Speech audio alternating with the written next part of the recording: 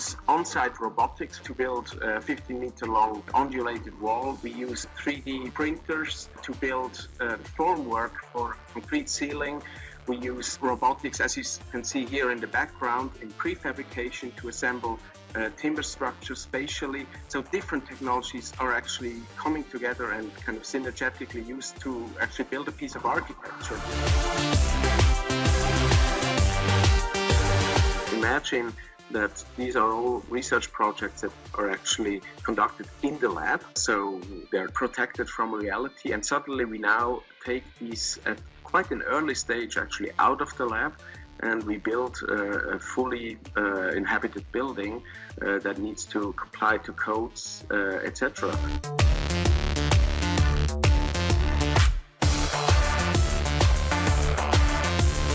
I think it's really about collaboration between human and these new digital technologies, be it robots or 3D printers.